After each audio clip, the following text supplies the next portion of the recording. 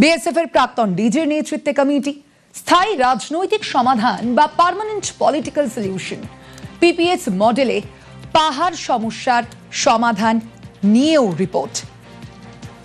আমরা কথা বলবো এ নিয়ে। আমাদের সঙ্গে রয়েছেন সরাসরি প্রতিনিধি সোমরাজ। সোমরাজ, আজকের এই বৈঠকে ঠিক কি কি সিদ্ধান্ত নেওয়া হলো কেন্দ্রের তরফ থেকে, এবং পাহাড়ের সমস্যার কথা আমরা জানি যে দীর্ঘদিন ধরে সেই সমস্যা রয়েছে, ঠিক কোন কোন দাবি জানানো হয়েছে এবং তার কি সমাধানের পথ বাতলালেন কেন্দ্রীয় স্বরাষ্ট্রমন্ত্রী?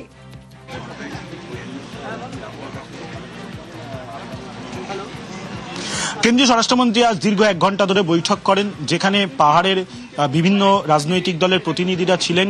বৈঠকে ছিলেন বিজেপির বিধায়করা, ছিলেন দার্জিলিং জেলার সাংসদও।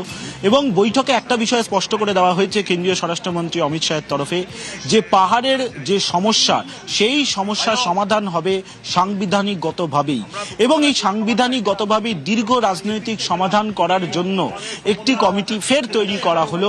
কেন্দ্রীয় স্বরাষ্ট্রমন্ত্রী অমিত শাহ তা জানিয়েছেন বৈঠকে, এবং সেই কমিটি করা হয়েছে প্রাক্তন বিএসএফ ডিজি পঙ্কজ কুমার সিং এর নেতৃত্বে। এই কমিটি, তার সঙ্গে থাকবেন কেন্দ্রীয় স্বরাষ্ট্র মন্ত্রকের আধিকারিকরা। এই কমিটি তারা ফের রিপোর্ট দেবে কেন্দ্রীয় স্বরাষ্ট্র মন্ত্রককে। মূলত পাহাড় তরাই ডুয়ার্স নিয়ে দীর্ঘদিন ধরে যে রাজনৈতিক সমস্যা চলছে, এই সমস্যার সমাধানের জন্য প্রয়োজনীয় রিপোর্ট তারা দেবেন, এবং সেই রিপোর্টের ভিত্তিতে পরবর্তী পদক্ষেপ করবে কেন্দ্রীয় স্বরাষ্ট্র মন্ত্রক।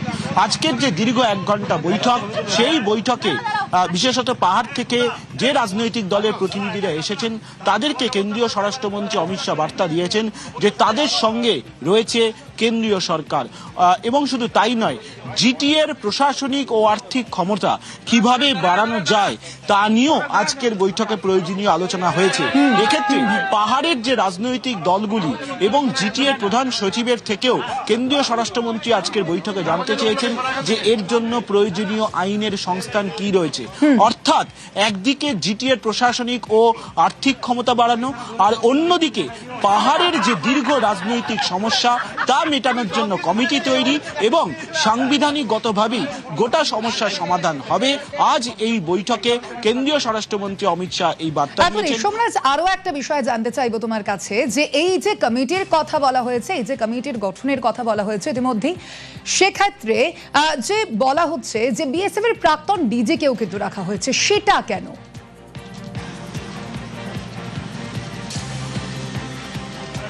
দেখো, মূলত বিএসএফ এর প্রাক্তন ডিজি পঙ্কজ কুমার সিংকে রাখা হয়েছে, তার কারণ কেন্দ্রীয় স্বরাষ্ট্র মন্ত্রকের আধিকারিকরাও থাকবেন এই কমিটিতে। কেন বিএসএফ ডিজিকে রাখা হয়েছে, প্রাক্তন বিএসএফ ডিজিকে, তার কারণ হিসেবে যেটা প্রশাসনিক আধিকারিকরা জানাচ্ছেন, যেহেতু পাহাড়ের বিভিন্ন বিষয় সম্পর্কে তার অভিজ্ঞতা রয়েছে, এবং তিনি এর আগেও পাহাড় নিয়ে যে একটি কমিটি হয়েছিল সেই কমিটিতে তিনি ছিলেন। সেই কারণেই নতুন করে যে কমিটি তৈরি করা হবে, সেই কমিটিতে তাকে মাথায় রাখা হচ্ছে।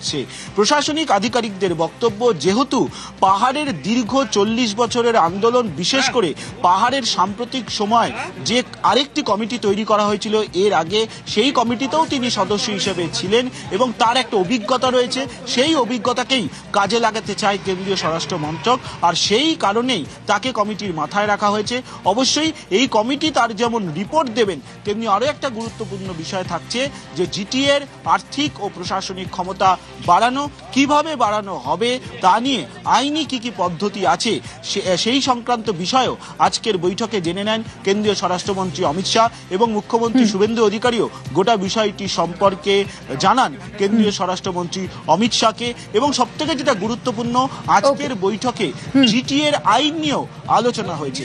অর্থাৎ বলা যায় যে প্রাথমিকভাবে জিটিএর প্রশাসনিক ও আইনি ক্ষমতা বাড়ানোর পথে হাঁটলেও দীর্ঘমেয়াদী সমাধান হিসাবে এই কমিটি এবং এই কমিটি গঠন করার সিদ্ধান্ত নেওয়া হয়েছে। ওকে সোমরাজ, সঙ্গে থাকো।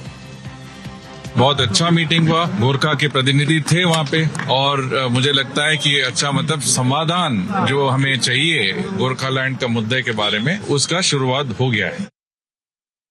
होम मिनिस्टर अमित शाह जी ने स्पष्ट कहा है कि जो भी समस्या का समाधान होगा वो संवैधानिक समाधान होगा, कॉन्स्टिट्यूशनल समाधान होगा। तो हम कॉन्स्टिट्यूशनल समाधान के पक्ष में हैं, पहाड़ तराई और डुअर्स के लिए।